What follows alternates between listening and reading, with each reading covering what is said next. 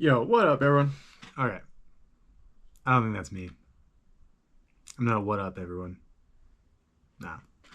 Um, in a lot of ways, I'm kind of a boring talker. I hope you're okay with that. Essentially, the whole goal of today and this entire series is to deep dive into the world of adventure travel photography, adventure photography, um, pretty much anywhere where it's not like studio and not like a catalog shoot, but it's a lot more um, story driven, focused on creating images, content, videos, films, focused specifically on the outdoor industry or the adventure space. The best way to kind of sum that up is like any brand or tourism board that has adventurous clientele. That's kind of the market of content creation that I'm going to dive into. For the most part, I'm going to talk to photographers, but photographers is pretty much at this point synonymous with um, filmmakers, videographers, DPs, directors, not so much influencers, but people that create UGC content.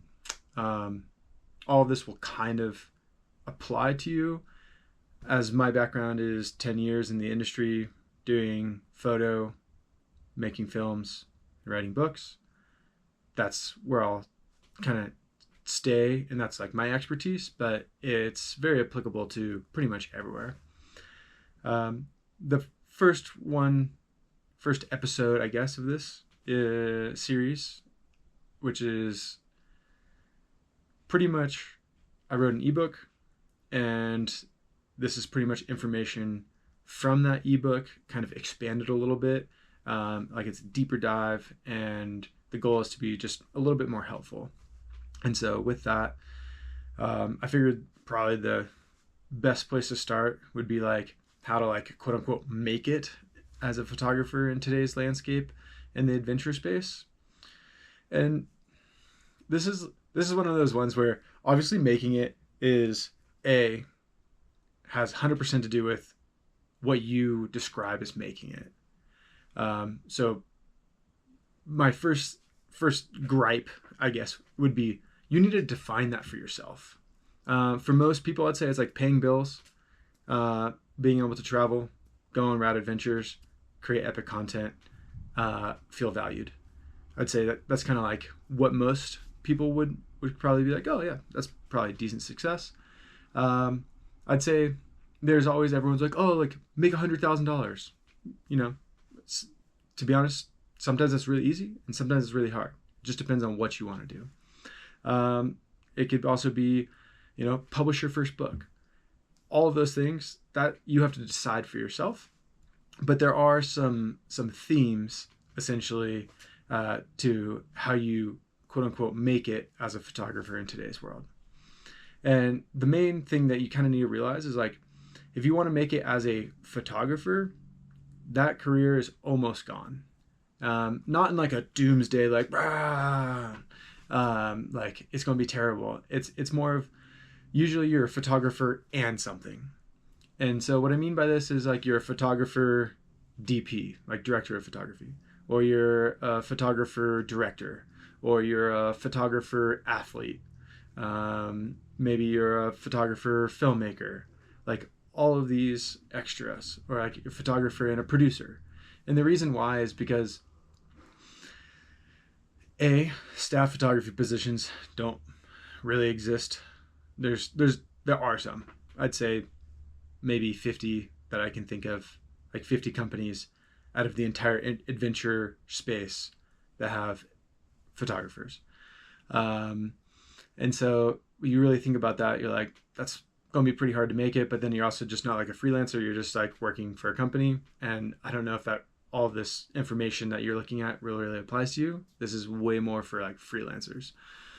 So looking at that, it's kind of like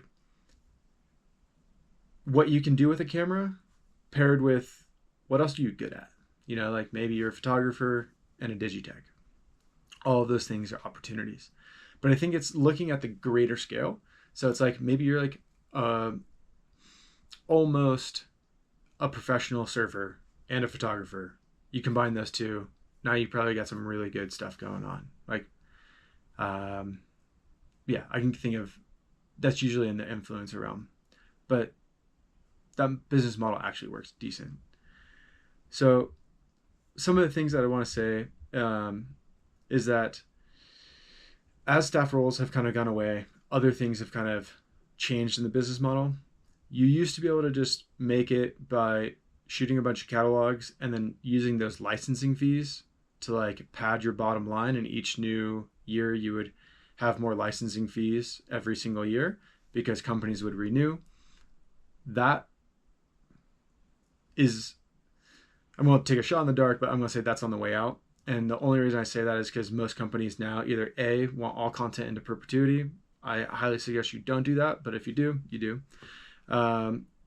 Or like trying to never go above 5 years, because at 5 years, I mean, most people are churning content way faster than that. And so it's like, if you do it in perpetuity, that's literally means company gets to use those images forever. If you did a really good shoot and you didn't charge very much, you're kind of screwed. And then if you do it to 5 years, like that product line is probably going to be gone. Like in a perfect world, you do like a 1 year or 2 year. Those were kind of like where I'd stick. If you can. It's becoming harder. Some of the things that make making it as a photographer harder is jobs are more sporadic, which that's the life of freelancer. Just accept it, get over it, and set up some good systems for generating leads. I'll dive into that later. And then the other one that I would say that's probably top of mind for a lot of people is the concept of AI. AI is taking over photo shoots. Usually that's like a commercial setting, like a very commercially focused shoot. So like instead of like a big brand going to an agency and dropping $500,000 or more on a shoot, they'll pay $50,000 to $100,000 to have it done with AI. And the thing you kind of have to realize in that context is it's really like, it has nothing to do with about photography or anything like that. They're looking at finances, and it's more financially viable for them to use AI than it is to use a photographer or a videographer, filmmaker, any of those things. You could totally reduce your rates, but at the end of the day, like if you're looking at $500,000 shoot and they're looking to have it done for $50,000 with AI, there's no way you can compete with that, unless you just don't want to make money. So where I'm kind of going with this is I'm trying to lay a ground floor of like, hey, look, like these are all kind of the things that are happening, but the life of a adventure photographer is still pretty dang good. I've been in the industry for 10 years. Pretty much 7 of those I've been able to make 100,000 plus. 3 of them have been hit or miss, but the hit or miss has never been really the industry. It's always been more of like either A, I got lazy. I'll be totally honest, I got lazy. B, I focused elsewhere. So at one point I was building a journalism career, took an entire year into that, still made money, but the writing articles versus going out on a photo shoot, vastly different pay ranges there. So things like that you kind of have to like think about. In terms of how you approach making it, there's tons of different business models. There's like a freelance, just a pure freelancer. That is somebody that gets hired by either creative agencies or production agencies. The other one would be you become a production house, and then now you're looking at getting hired by brands or creative agencies. And then the last one is you become a creative agency, which essentially means you do all of the other things and all you do is go after brands. And those are kind of the 3 business models off kind of like the umbrella. And then the other ones would be like you can become an influencer, have your own audience, do those things.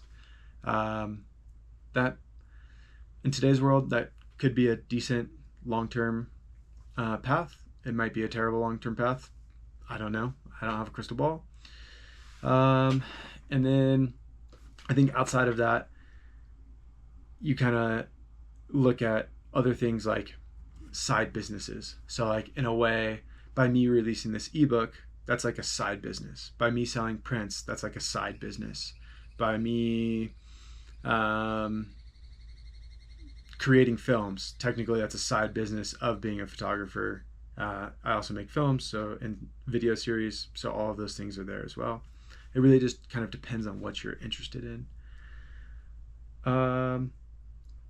So just like a little bit of like my story / focus is I always define myself as a photographer, an author, and a filmmaker. And so like those are kind of like my three. But if I had to narrow it down closer to two, I'm a lot more on the photographer athlete side of things. And the reason for that is because my business model is pretty much design, like for personal, is design a project that is usually athletic based and then document it while I'm out doing it. And that documentation is like what brands hop on for. And then from there, they'll get marketing assets.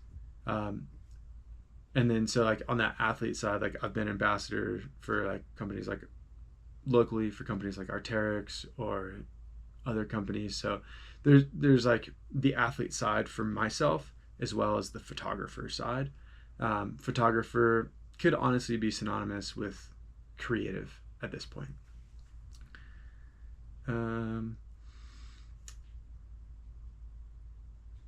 Yeah, I mean, I can say that when I originally sat down to talk about like what success would be for me as a photographer, I thought it was like landing big clients.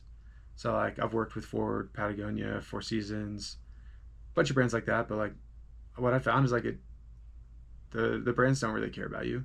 They're just like, cool, did you get my content or did you not get my content? Like that's it. And then once they give it to you, they're like, did it perform or did it not perform? Like that's all they care about. So yeah, I think that's like one harsh reality you really need to look at. But in terms of like putting together projects, I look at them as like an expedition. That's why I say more like athlete for myself. But I think it's like helpful to like create that mental structure for you. At least it's helpful for me. And then it helps me approach brands of like, hey, look, I'm doing this thing. This is what it'll do. And we go from there. And this really stems from like my goal pretty much when I started out with this career was to either surf or climb every single day. And then if it was good, I'd bring out a camera and then take some photos, submit the images, hopefully make $500,000. That was pretty much it. As I got further into the career, I learned about all sorts of different things, and it's super fun. There's so many avenues, but like at the end of the day, like if I could surf or climb every single day and then take a couple photos that sell, that'd be pretty dreamy. I say, let's pause for a quick second. That was a quick second. So I understand that this video is getting a little rambly, and it's because this is like the first one. So I understand it's going to be kind of bad. I apologize for that, but I'm going to be doing these more often, and as I do them more often, I know they'll get better, so please bear with that. So one thing I would like to say is that if you want to be making it as a photographer, you really have to define that for yourself. And once you kind of define that for yourself, it's about working backwards. And so you'll go and be like, okay, cool. I want to be X. And then you literally write out everything that X would have. And then you work backwards. Like what are all those little steps all the way back to where you are here. And then you start achieving all of those little goals until you reach X. And then the thing about setting most goals is once you reach this goal, you'll just set a new goal. and then set a new goal, and set a new goal. And that's kind of the process. So, you know, as I wrap this up, really like what I'd like you to do is kind of figure out A, what is success for yourself? And then B, what is like your other thing? And so I kind of threw out some examples here. Call it like your secret sauce. Definitely not an original thought there. That was from TV show or something. But like, what is your secret sauce? So like to level up your work, to like make it so clients want to be a part of it. And so it's like, are you also a model? Or like, do you know how to sail? And like, maybe you can create epic sailing content because, you know, you grew up sailing your whole life. And so like being on a sailboat with a camera is super natural. Like, are you a runner? Like, you know, are you a trail runner and like run trail, you know, trail ultras all the time and like get the culture, things like that? Like, are you a surfer? Like, are you great at producing things?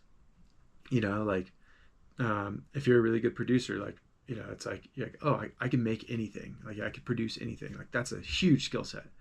Other things would be like, did you grow up in like a family of chefs, you know, like, and have all this like knowledge of chefs, you know, like that's like really the question is like, what else can you bring to the table that like essentially no one else can do?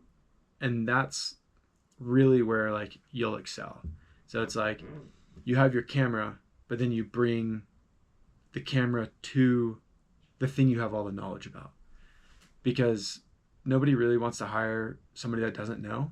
And so what I mean by that is like, I don't know how to weave. So if I were to photograph weaving, I don't even know where to begin. So like maybe there's like weaving motions that are like really important or like they're really hard, but I wouldn't even know to capture them because I wouldn't know any of that stuff. And so like when you have that like insider knowledge to a craft or to a skill set, or an art form or literally anything, that's like your leg up. You know, it's like, are you a good writer? Are you any of those things? And those will all help propel your career because you can lean on things you've already learned in the past. And so realistically, just to kind of sum it up, this whole concept of like quote unquote making it as a photographer is really just about A, what can you bring to the table as well as your camera? B, you need to have knowledge.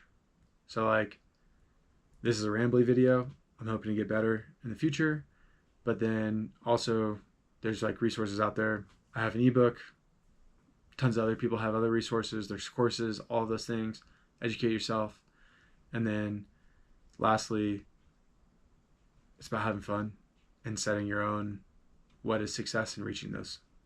So thank you so much. And yeah, thanks for bearing through this one. I'm guessing by episode 6 or 7, they'll actually start to get good. All right, thanks.